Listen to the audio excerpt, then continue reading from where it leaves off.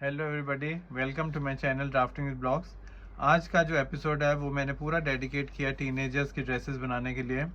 तो चलिए स्टार्ट करते हैं। Shoulder measurement 14 inches, bust 36 inches, waist 26 inches, hip 38 inches, neck base to bust point 9 inches, armhole 18 inches, bust point to bust point 8 inches. तो चलिए start करते हैं। सबसे पहले हमने ये शोल्डर वाली लाइन लगा लेनी है। फिर उसके बाद हमने वेस्ट वाली लाइन लगानी है। 15 इंच पे वेस्ट आ जाएगी। फिर 22 इंच पे 7 इंच नीचे, वेस्ट से 7 इंच नीचे 22 इंच हो गया। और टोटल लेंथ जो हमने बनानी है ये ड्रेस की वो है 36 इंचेस। 36 इंचेस ये निशान हमने लगा लेने हैं। ऐसे कपड़े को बिछा लेना है। तो ये लेंथ वाइज सारे निशान हमने लगा लिए। अब इन लाइंस को सीधी कर लेंगे।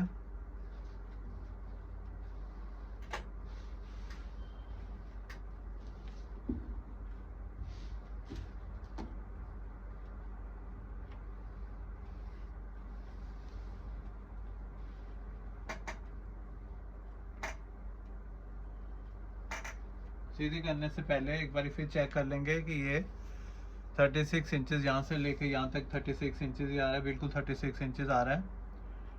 तो 15 इंच वाली लाइन थोड़ी सी शिफ्ट हो गई।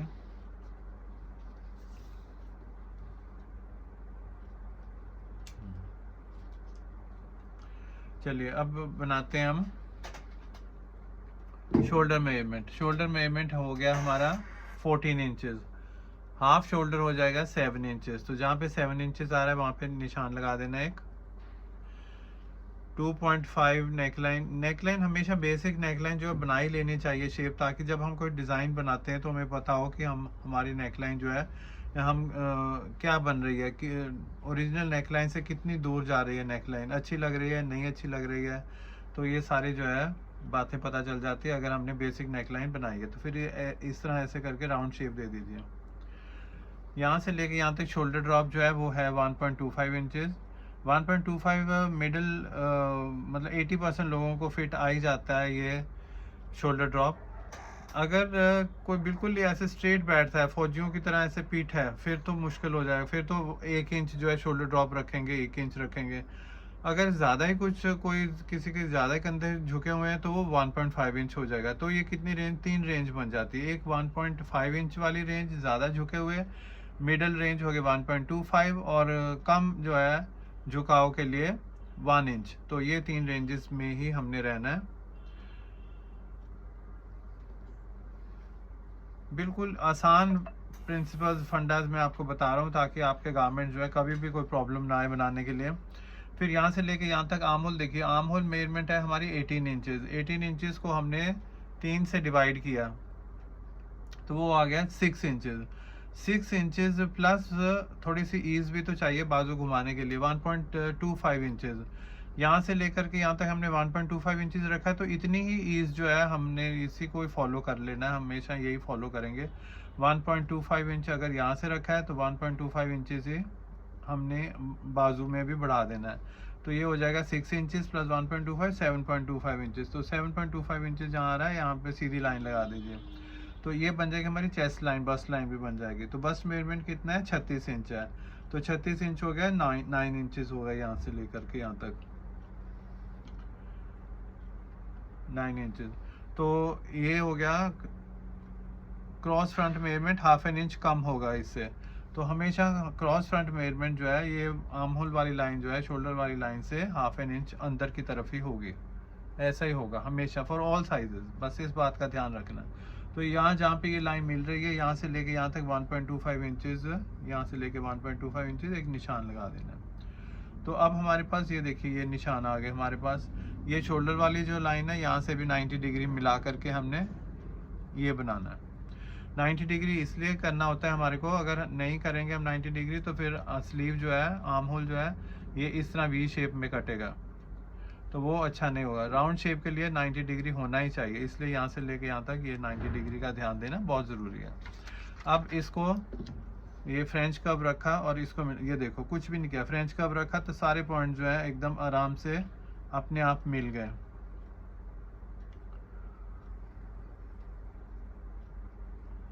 तो अब इसको मेजर कर लेते हैं। मेजर करने के लिए इंची टेप लेंगे, तो इंची टेप को इस तरह रखेंगे, ऐसे खड़ा रखेंगे इंची टेप को, और इस तरह ऐसे घुमाते हुए, तो ये कितना होना चाहिए, 9 इंचज़ होना चाहिए। ये देखिए पूरा 9 इंचज़ आ रहा है, कुछ भी नहीं मैंने किया, 9 इंचज़। तो ये मेजरमेंट्स जो है, मेजरमेंट्स लेने का मेथड एक बार आपको समझ आ जाएगा तो कोई भी गारमेंट जो है बिल्कुल आसानी से जो है आप बना पाएंगे और फटाफट बना पाएंगे। ये नहीं कि एक गारमेंट को लेकर के बस कितने घंटे बीत जाएंगे। चलिए अब आ गया हमारा वेस्ट। वेस्ट के ऊपर वेस्ट है 26 inch, 26 inch plus 1 inch dart के लिए वो हो गया, तो 26 इंच मतलब 1/4 हो गया 6.5 inches. 6.5 inches plus 1 inch 7.5 inches, तो 7.5 इंचेस पे हमने निशान लगा लेना। वैसे मैं आपको बता दूं डार्ट्स की विड्थ लेने का मेथड जो है वो क्या होता है। डार्ट बस्ट पॉइंट और waist point, waist dart bust और वेस्ट में जो डिफरेंस होगा वो होगा डार्ट का, जितना हमने फैब्रिक जो है वो निकालना है हमने डार्ट के लिए। तो फॉर एग्जांपल बस्ट है 36 इंच, वेस्ट है 26 इंच, तो डिफरेंस कितना हो गया 10 इंच का। ये 10 इंच का जो डिफरेंस है ये हो गया ऑल राउंड डिफरेंस हो जाता है। तो हाफ के लिए हो जाएगा 5 इंच का डिफरेंस, 1/4 के लिए हो जाएगा 2.5 इंच का डिफरेंस। तो 2.5 इंच का डिफरेंस निकालने के लिए हमारे को 1 इंच यहाँ पे रखा हमने, और यहाँ पे देखिए अगर 1.5 इंच इसको मैं यहाँ पे 9 इंचज़ ये हो गया, ये 9 इंचज़ है, ये 9 इंचज़ है हो गया। एक इस तरह हमने 9 इंचज़ वाली लाइन लगा लेनी है। तो ये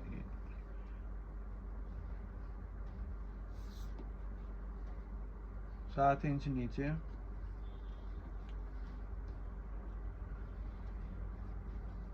हिप है 38 इंचज़, तो वो हो जाएगा 9.5 इंचज़। तो ये 9.5 इंच पे निशान लगा लेंगे।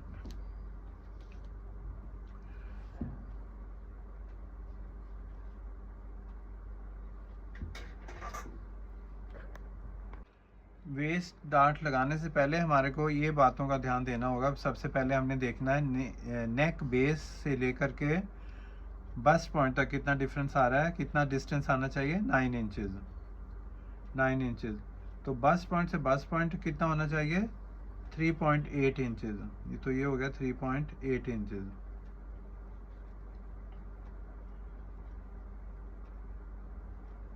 अगर ये हो गया 1/4 इंचज़ हो गया, बस्ट टू बस्ट पॉइंट जो वो जो मेजरमेंट है वो हो गया 1/4, इसलिए ये आ गया 3.8 इंचज़।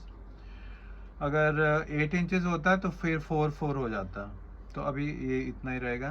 तो 3.8 यहाँ पे है, तो 3.8 ही यहाँ पे रखना हमने, वेस्ट डार्ट जहाँ पे लगाना हमने। तो वेस्ट ये ध्यान देना आपने कि वेस्ट से नीचे 4 इंच डार्ट को बढ़ा देना है, और all darts finish 2 centimetres away from the bust point. तो 2 सेंटीमीटर्स या 2.5 सेंटीमीटर्स, 1 इंच की बात करें तो ये इतना हो गया। तो यहाँ से लेके यहाँ तक सीधी लाइन लगा देनी है।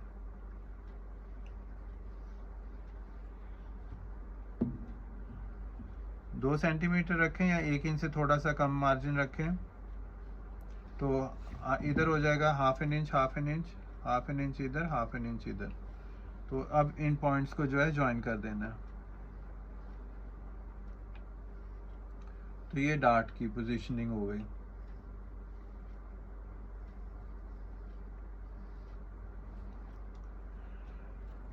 तो यहाँ से लेके यहाँ तक ये देखिए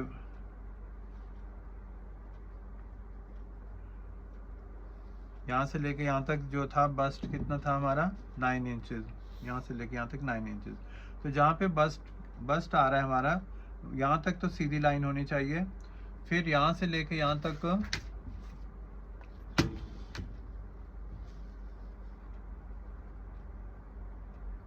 ऐसे करके मिला दीजिए।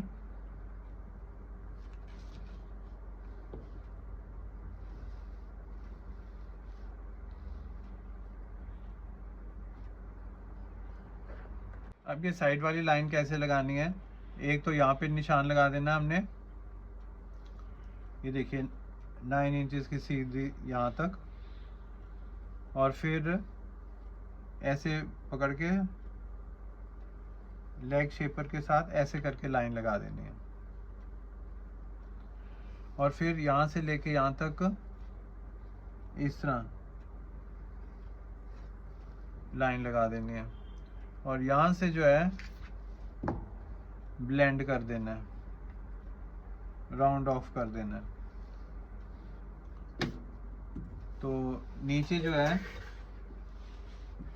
ये 9.5 इंच है, तो नीचे जो हेम है वो भी 9.5 इंच पे ही आएगा, यहाँ पे लगा देना है। और 1.5 इंच का सीम अलाउंस रखना हमने हेम के लिए, तो ये 1.5 इंच है इधर हेम के लिए रख देना हमने, तो ये इस तरह करके बना लेना। तो ये सारी लाइंस जो है ज्वाइन कर देंगे अब हम। देखिए कितनी जल्दी ड्राफ्टिंग हो गई।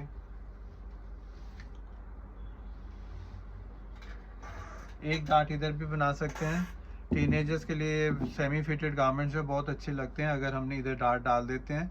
तो all darts finish approximately 1 inch away from the bust point, पूरा 1 इंच नहीं, 1 इंच से थोड़ा सा कम, 3/4 ऑफ एन इंच। तो यहाँ से लेके यहाँ तक निशान लगा देंगे, और ये विड्थ कितनी होनी चाहिए डार्ट की, 1 सेंटीमीटर होनी चाहिए।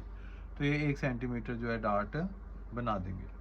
तो अब सीम अलाउंस जो है वो 1 इंच सीम अलाउंस इधर, 1 इंच सीम अलाउंस इधर, और 1 इंच सीम अलाउंस इधर, 1.5 इंच सीम अलाउंस हो जाएगा इधर, 1.5 इंच सीम अलाउंस हो जाएगा।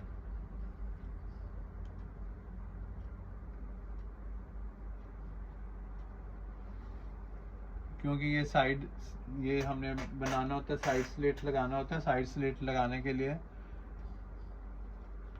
अगर हम 1.5 इंच मार्जिन छोड़ते हैं तो काफ़ी अच्छी तरह से हमारी डिज़ाइनिंग हो जाती है।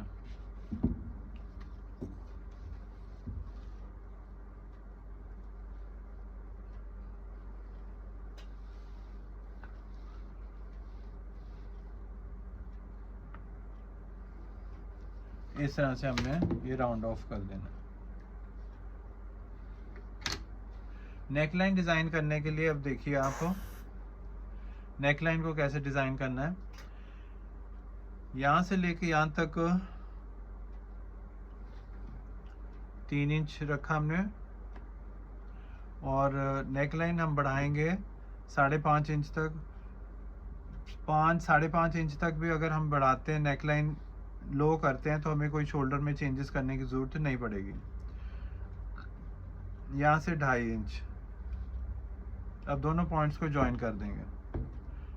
वाइट फैब्रिक पे मैं इसलिए बना रहा हूँ ताकि आपको सारे पॉइंट जो है एकदम से दिखाई दे जाएं, समझ आ जाए। प्रिंटेड फैब्रिक होता है तो कुछ लाइंस जो है दिखाई नहीं देती। तो अब उम्मीद है कि आपको बिल्कुल अच्छी तरह से ड्राफ्टिंग जो है समझ आ गई होगी। अब फिर इसको ऐसे राउंड ऑफ कर दीजिए। ये देखिए बिल्कुल राउंड ऑफ हो गया। फ्रेंच कर्व की ज़रूरत भी नहीं पड़ती। आप भी अगर जैसे अभ्यास करते जाएंगे तो फिर इंस्ट्रूमेंट्स की ज़रूरत कम पड़ेगी। अंदाज़ा नहीं, आँखों से पता चल जाएगा कि जो आपने लाइन लगाई है वो सही लगाई है कि नहीं। चलो ये सारे तो 90 डिग्रीज हमने डिसाइड कर लिए। अब रह जाता है ये नेक लाइन यहाँ पे। तो इसको 90 डिग्री बनाने के लिए एक ही ऑप्शन हमारे पास बचता है। या तो इसको ऐसे करें, फिर ये नेकलाइन यहाँ से लेके यहाँ तक बड़ी हो जाएगी, तो वो तो ठीक नहीं है। तो ताकि नेकलाइन जो है हम 3 इंच से ज़्यादा मत बढ़ाएं, तो इसलिए थोड़ा सा आधा सेंटीमीटर अंदर जा कर के इस तरह से लाइन लगाएंगे, और फिर हल्का सा कर्व देंगे और इसके साथ ही मिला देंगे। अब इसको आप मटका नेकलाइन कहें या कुछ भी नाम दे सकते हैं, बट ये इस तरह से आएगा। ये 90 डिग्री होते हुए ये इस तरह की शेप बन जाएगी। और भी इसको बढ़ा सकते हैं।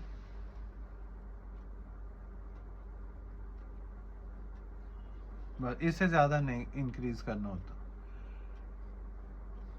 नहीं तो फिर नेक लाइन जो है वो ज़्यादा फैल जाएगी। वैसे तो इसी लाइन के ऊपर स्टिक करके रहें, वो ज़्यादा बेटर रहेगी।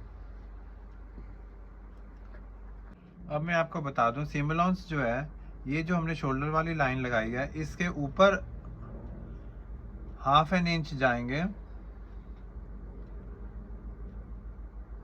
हमेशा जो है शोल्डर वाली लाइन के ऊपर लगाना चाहिए सीम अलाउंस, ना कि ये वाली जो हमने शोल्डर वाली लाइन काटी है इसी को सीम अलाउंस मान लें। अगर हम इसी को, पता नहीं क्यों मुझे ये बात समझ नहीं आई, क्यों इस लाइन को कटिंग लाइन मान लेते हैं। अगर ये कटिंग लाइन है तो स्टिचिंग लाइन तो और नीचे आ गई, फिर नेक लाइन भी छोटा बनेगा, आर्म होल की मेजरमेंट्स वो भी डिस्टर्ब हो जाएंगी, फिर यहाँ से नीचे करते जाओ तो बहुत प्रॉब्लम वाली बात है।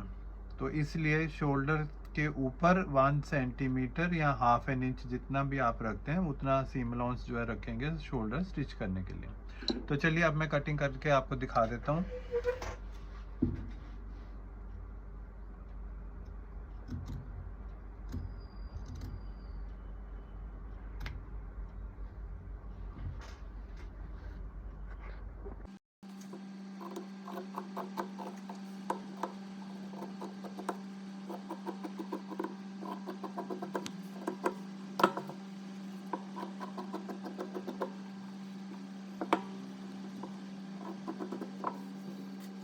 चलिए अब नॉचेस लगा देते हैं। एक तो नॉच लगेगा इधर वेस्ट पे, वेस्ट पे थोड़ा सा बड़ा नॉच लगाएंगे।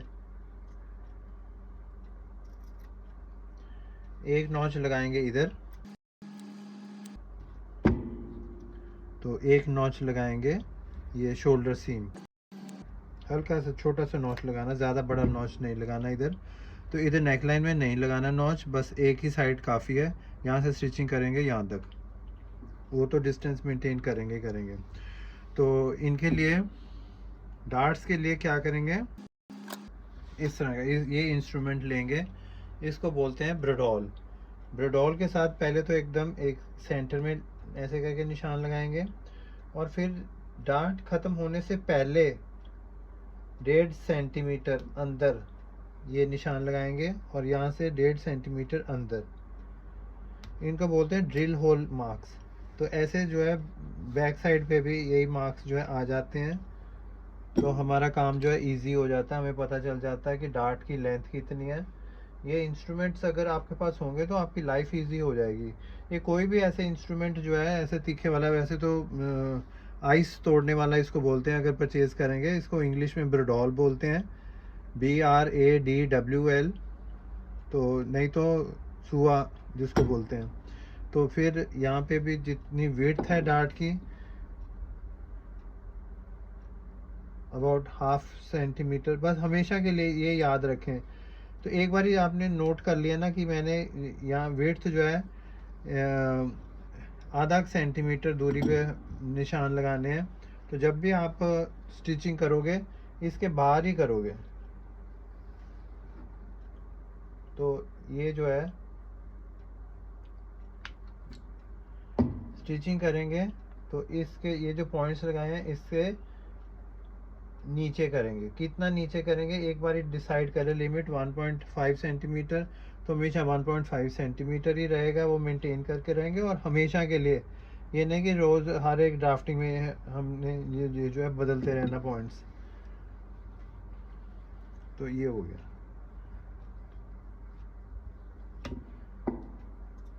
यहाँ पे 1 सेंटीमीटर का डार्ट होगा, इस तरह से निशान लगा देना।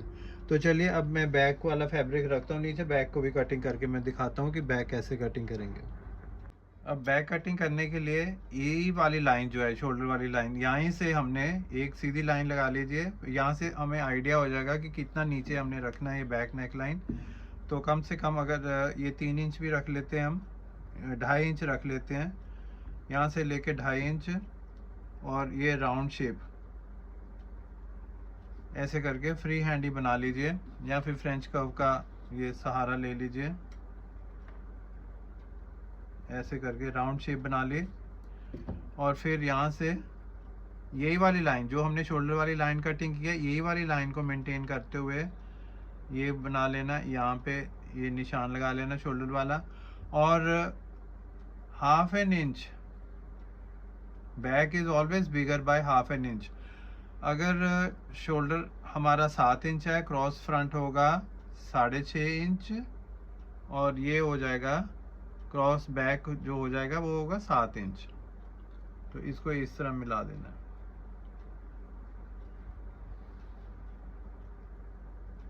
ठीक है, बाकी एज इट इज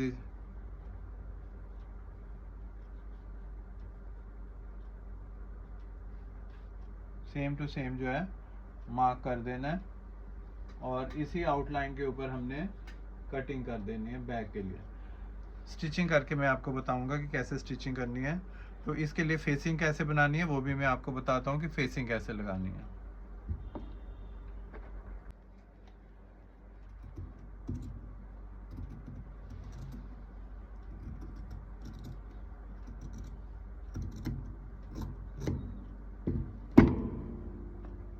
बैक में डार्ट लगाने का मेथड मैं आपको बता दूं। जैसे ये हमारा फ्रंट है, इसको ऐसे ही फोल्ड कर दीजिए, और जहाँ पे भी ये निशान आ रहा है डार्ट का वहाँ पे ये लाइन लगा दीजिए। वेस्ट वाली लाइन होगी ये वाली लाइन, ये ऐसे करके सीधी लाइन लगा दीजिए। अब इसका जो हाफ है ये हो गया 7.5 इंच। बैक में डार्ट लगाने का मेथड मैं बता रहा हूँ। ये हो गया 7.5 इंच, तो इसका हाफ हो जाएगा, जहाँ पे भी इसका हाफ आ रहा है उधर निशान लगा दीजिए, और आधा इंच, हाफ एन इंच इधर, हाफ एन इंच इधर, ये हो गया। और डार्ट की जो वेस्ट पे जो लेंथ है डार्ट की वो होगी 4 इंच, ये 4 इंच ही मेंटेन करके रखना है। और ऊपर जो है, अगर आपका क्लाइंट थोड़ा पतला टाइप के हैं, फिर जाएगा डार्ट की लेंथ जाएगी इधर हाफ आर्म होल तक, ये इधर तक।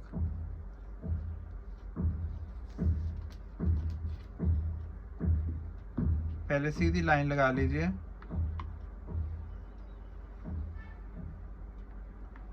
ये बहुत इंपॉर्टेंट बात बता रहा हूँ मैं आपको, इसको ध्यान से देखिए आप और समझने की कोशिश कीजिए।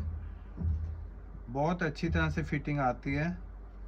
इसको डार्ट को यहाँ तक बढ़ाएंगे। अगर कोई क्लाइंट हमारा ज़्यादा पतला टाइप है, या आपको लग रहा है कि मीडियम बिल्ड से थोड़ा सा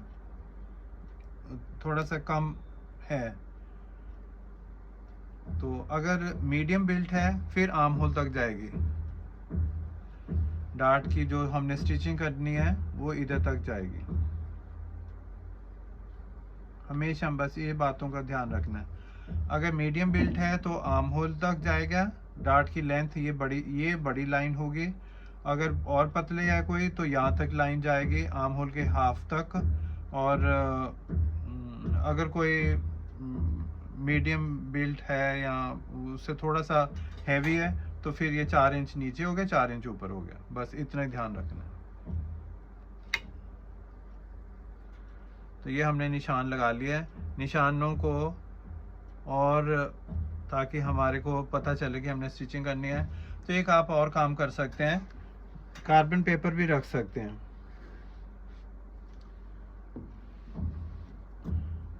कार्बन पेपर रख के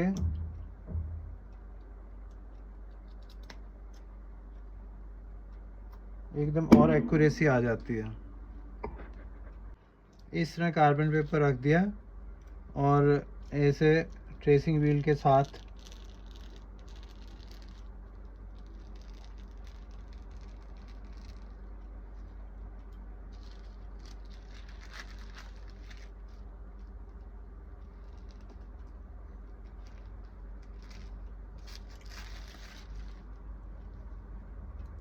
ये निशान, अगर आप सोचते हैं कि ये निशान जो है ये फैब्रिक को गंदा कर देगा या आपको देखने को अच्छा नहीं लग रहा, तो फिर खाली ट्रेसिंग व्हील चलाइए, फिर कार्बन पेपर को मत यूज़ करें। अगर फैब्रिक ख़राब होने की संभावना है, कई बार होता है कि कोई ना डार्क शेड का फैब्रिक होता है तो कार्बन पेपर यूज़ कर लेते हैं। लाइट जो कलर्ड के जो फैब्रिक्स होते हैं ना, उन पे कार्बन पेपर वैसे अवॉइड ही करना चाहिए। फिर उनके ऊपर ऐसे ट्रेसिंग व्हील ही लगा लेनी चाहिए। तो ट्रेसिंग व्हील लगाने से भी ऐसे करके निशान आ जाते हैं। फिर इन निशानों को जो है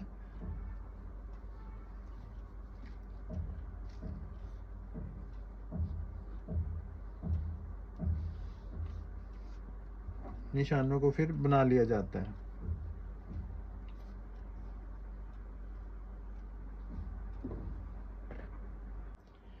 खाली ट्रेसिंग व्हील ही चला लेंगे।